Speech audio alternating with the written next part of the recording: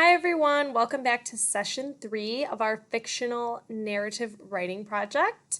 Today we are going to be working on the build-up. So at this point you should have already written your introduction and we will be continuing with the build-up before we get to that main event. So let's take a look at our story mountain.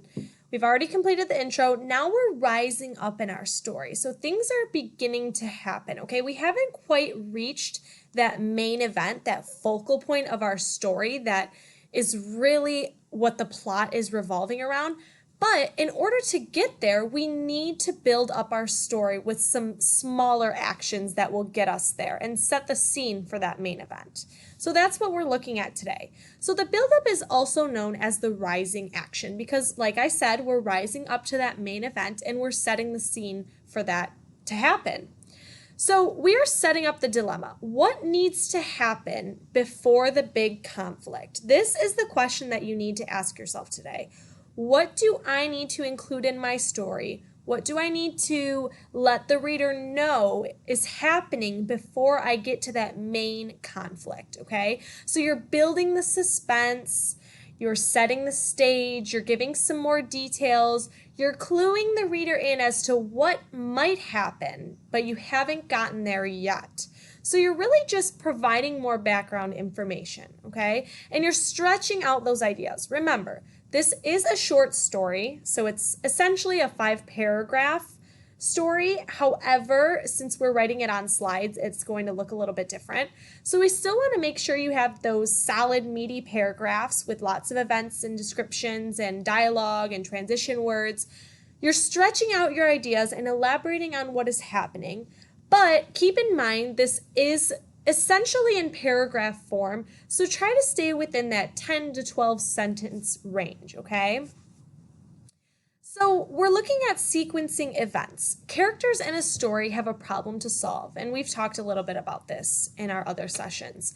The steps characters take to solve the problem are the events that make up the plot. So the plot is essentially, what is the story about? What is happening? So all of these events that take place in the story are what make up the plot. It's important for these events to unfold in a natural sequence so that readers can understand the story. And what I mean by natural sequence is that it needs to flow and make sense. The sequence of events needs to make sense. You are not going to have your main event come before you've explained who the characters are. And you're not going to have your conclusion or resolution come before you have explained what the main conflict was. So they need to flow naturally. Again, you're not just going to go from introducing your characters to suddenly you have the main conflict. You need there to be a natural explanation of, okay, this is how it began, this is what happened, and this is what started to happen, and then this was the main conflict. So it needs to flow naturally. Now remember, use those transitional words and phrases in there, mix those in so that it's easier for the reader to follow along. Now I would like you to pause this video and go ahead and click on the Imaginative Narrative Episode 5 Events. Now this video sort of gives you a clue as to what our next session is going to be about with the main event, and it sort of leads into that. It's kind of like a mix, but I wanted you to get a look at it this week. So for this week, watch the video. However, keep in mind that this video does go into the main event, and we won't be working on that until next week. I just wanted you to get an idea of what the buildup might look like and what we need to consider when planning those events in our story. Okay, so you can go ahead and pause this video now and come back to me when you're done.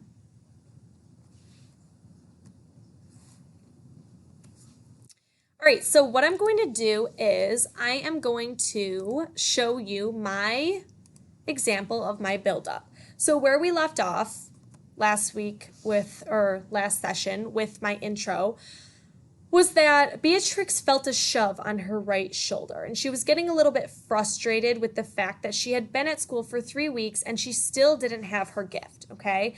So I know that in my story mountain I've planned my main event is going to be that she loses her locket, and Celine, the school bully, is the one that takes it. So this is where going back to your story mountain is really going to help you set up that main event and plan your buildup, because you need to look at where did I start and where am I going. So I know that I need to get to a point where Celine is stealing Beatrix's locket. So in order to get to that point, I have to ask myself what needs to happen first. Well, I've already introduced the main character, Celine, one of the main characters, Celine, who is the school bully, and given a little bit of background about her in my intro. So I've set the stage for that. But before I can get to that main conflict, I have to give some more details and some more background information about Beatrix's relationship with Celine and what happens before she steals the locket. What causes her to do that? I need to clue my reader in. So let's take a look at my build-up. We had only been here for 3 weeks, and Celine had already made herself known as a school bully. She had the power to control minds, so I'm cluing my reader in as to what she's able to do. For some reason, Celine had set her sights on little old me. Her pranks were relentless. On the first day of Potion Making 100, she poured a potion over my head and turned my hair into snakes. It took Mrs. Winthrop 2 whole hours to reverse the spell. Soon after came the annual ball. Notice I threw in a transitional phrase right there so they know what the timeline is. Soon after came the annual ball. Dressed to impress, the students gathered in the cobblestone courtyard, surrounded by the tallest of pine trees in the town of Asteria. Strands of lights twinkles above us. Am I noticing a little typo? May have to go back and change that. Strands of lights twinkled above us, and a gentle breeze kept us cool in the summer heat. As I approached the punch bowl, I saw Cleo talking with our classmate Harlow. "Hey, Beatrix, those diamond earrings are gorgeous. Did you get them as a gift?" Harlow asked. "Thank you so much. Yes, actually, my grandmother, another typo, my grandmother gave them to me as a gift when I finished secondary school before coming to Elvia. She also gave me this locket with her picture in it so that she could always be close to me. I reached up to grab my locket, and immediately my heart sank."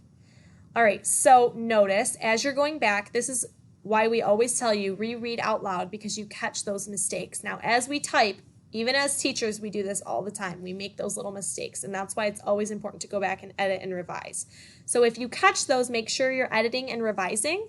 And in the end, when you go to turn this in, we will go back and revise and edit. So don't worry too much about that right now.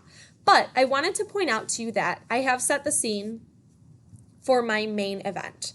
So I now know that Celine is the school bully. She has been messing around and pranking Beatrix, and she set her sights on her for some reason. I have set up a new scene with the annual ball.